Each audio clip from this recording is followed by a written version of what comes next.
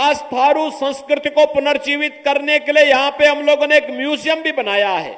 Museum के माध्यम से भी यहां को एक नई पहचान दिलाने का काम हो रहा है। बहनों और भाइयों, विकास के लिए पहले इन क्षेत्रों में आना अत्यंत दूभर था, आज बेहतर सड़क बनी है। आज आने के लिए सड़क है तो बिजली भी है। पहले लोग गड्ढों का पानी और तालाब का पानी पीते थे, आज पाइप पेयजल की स्कीम लागू हो रही है। हर घर तक नल पहुंचाया जा रहा है और नल से शुद्ध जल उपलब्ध करवाने का काम भी उपलब्ध करने का प्रयास हो रहा है। बहनों और भाइयों, आप याद करिए बलरामपुर जिले में लोग बोलते थे यहां विकास कभी नहीं होगा। मुझे कभी देवीपाटन मंदिर में आना होता था, मैं देख के ताजुब करता था कि अगर मैं गोरखपुर से चलता था तो भी मुझे 6 घंटे लगते थे। गोंडा से आता था तो गोंडा के रास्ते भी मुझे गोरखपुर से आना होता था तो भी बहनों और भाइयों मुझे 8 घंटे लगते थे। और अगर गोंडा में ट्रेन पे आ गया तब भी मुझे 4 घंटे देवीपाटन पहुंचने में लगते थे। आज के दिन पर मात्र 45 मिनट में मैं गोंडा से देवीपाटन मंदिर में आ जाता हूं। आज के दिन में गोरखपुर से मुझे मात्र 2.5 घंटे देवीपाटन मंदिर आने में लगते हैं। सड़कें अच्छी बन गई हैं। अब तो मां पाटेश्वरी के नाम पर बलरामपुर जिले में विश्वविद्यालय के निर्माण का कार्य भी आगे बढ़ चुका है। सरदेव अटल बिहारी वाजपेयी जी के नाम पे हम विश्वविद्यालय का निर्माण भी आपके जनपद में कर रहे हैं। अब मेडिकल कॉलेज के साथ मेडिकल कॉलेज, विश्वविद्यालय, बड़े बड़े संस्थान आज आपके इस जिले में यहां की विकास को आगे बढ़ाने का काम कर रहे हैं। समाजवादी पार्टी की सरकार के समय देश के सबसे पिछड़े जनपदों में बलरामपुर माना जाता था। आज देश के अग्रणी जनपदों में बलरामपुर का नाम भी लिखा जा रहा है। बहनों और भाइयों, ये तो भारतीय जनता पार्टी की विकास की गाथा है, लेकिन साथ साथ ये समाजवादी पार्टी और कांग्रेस का गठबंधन देखो क्या कर रहे हैं। इनके द्वारा क्या क्या गुल खिलाए जा रहे हैं, इनके कारनामों को तो देखो। अभी इन्होंने कहा है, जब इनसे पूछा गया कि क्या आपकी जनता के लिए योजना है, तो इन्होंने कहा कि हम एक झटके में गरीबी हटाएंगे। कहा कैसे हटाएंगे? कहा जनता की संपत्ति का सर्वे कराएंगे और सर्वे करा करके जो बाप दादों की कमाई की संपत्ति होगी उस पर विरासत टैक्स लगाएंगे। विरासत टैक्स का मतलब उसमें से आधी प्रॉपर्टी ये लोग ले लेंगे और लेकर के फिर घुसपैठियों को, बांग्लादेशी घुसपैठी, पाकिस्तानी घुसपैठी होगा और किसी और देश से कोई घुसपैठी मुसलमान आया होगा, उसको ये लोग बांटने का काम करेंगे। लेकिन चिंता की बात नहीं, भारतीय जनता पार्टी मंसूबों को पूरा नहीं होने देगी। बहनों और भाइयों, ये समाजवादी पार्टी के लोगों को पता नहीं क्या हो गया, कांग्रेस के लोगों को पता नहीं क्या हो गया है। इनका ये विरासत टैक्स औरंगजेब का जजिया कर है। औरंगजेब का नाम आपने सुना होगा, मुगल काल का सबसे क्रूर बादशाह माना जाता है। अयोध्या में राम मंदिर इसने तोड़ा, काशी में काशी विश्वनाथ का मंदिर इसने क्षतिग्रस्त किया, मथुरा के मंदिर को क्षतिग्रस्त इसने किया और लगातार देश के अंदर हिंदुओं को अपमानित करने का ये काम करता था। लेकिन इसने हिंदुओं के धर्मांतरण करने के लिए जजिया कर लगाया था, जजिया कर। और कांग्रेस समाजवादी पार्टी का ये विरासत टैक्स औरंगजेब का जजिया कर है, जजिया कर।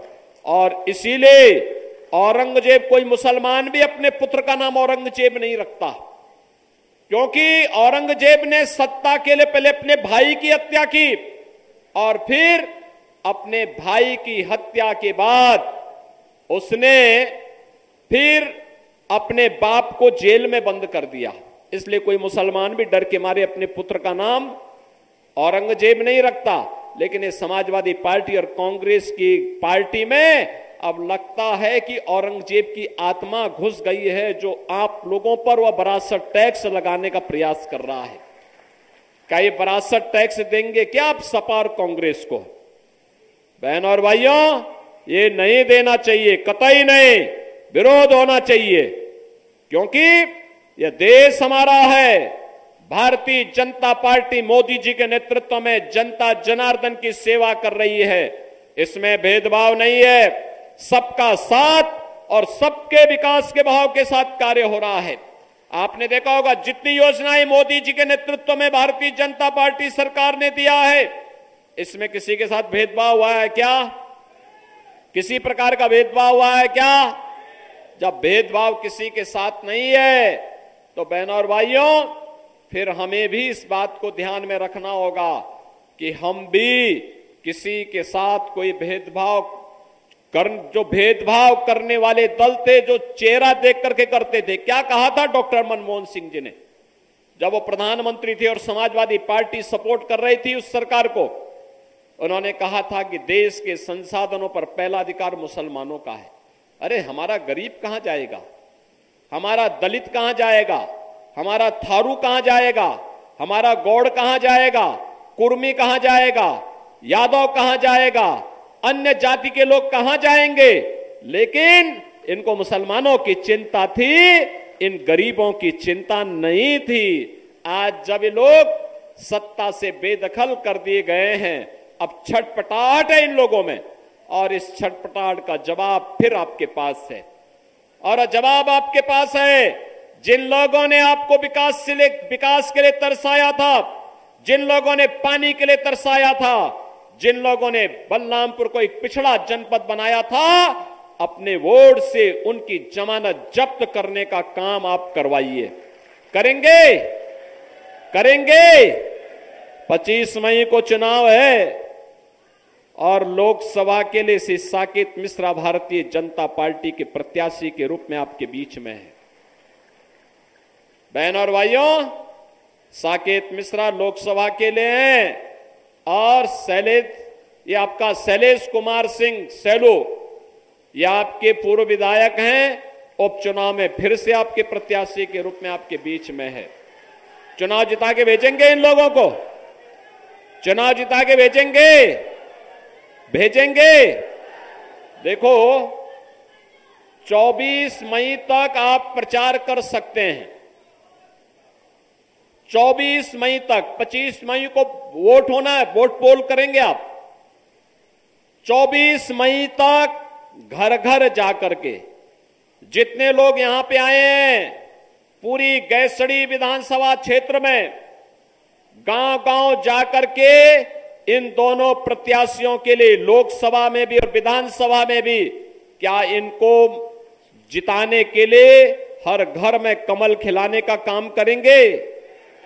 करेंगे?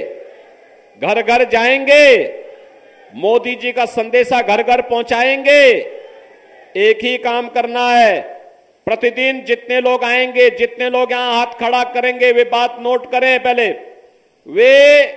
मैं अपील करूंगा कि वे प्रतिदिन 5 घरों में जाएं, घर के हर वयस्क मतदाता के पास जाकर के उससे कहेंगे कि देश की सुरक्षा के लिए, देश के सम्मान के लिए, विकास के लिए, गरीब कल्याण के लिए और आत्मनिर्भर और विकसित भारत के लिए मोदी जी फिर से प्रधानमंत्री बनने चाहिए। बोलेंगे ना? और मोदी जी को प्रधानमंत्री बनाने के लिए साकेत मिश्रा जी जब यहां से सांसद बनेंगे तब यह संभव होगा। बोलेंगे? और विधानसभा में उत्तर प्रदेश में विकास योजनाओं को लाने के लिए शैलेश कुमार सिंह सैलू, ये तो आपके चिर परिचित चेहरे हैं, है ना?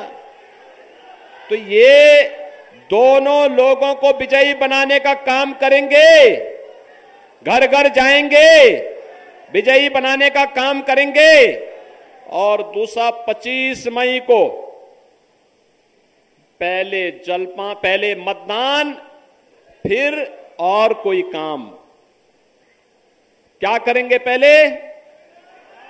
पहले मतदान, पहले जलपान नहीं, पहले मतदान फिर जलपान, तब और काम। ठीक है? ये 5 दिन का समय आप देश के लिए दीजिए, कमल खिलाने के लिए दीजिए, आपको आत्मनिर्भर और विकसित भारत का निर्माण मोदी जी बना करके देंगे। सहमत हैं? सभी लोग सहमत हैं? जहां तक मेरी आवाज जा रही है, दोनों हाथ उठा करके मेरे सामने बताओ। ये सड़क वाले लोग भी, बाहर भी जितने लोग खड़े हैं, वे सब लोग मुझे बताएं, क्या आप लोग करके दिखाएंगे? करके दिखाएंगे? तो मेरे साथ बोलेंगे, भारत माता की, भारत माता की, भारत माता की जय श्री राम, जय जय श्री राम, जय जय श्री राम।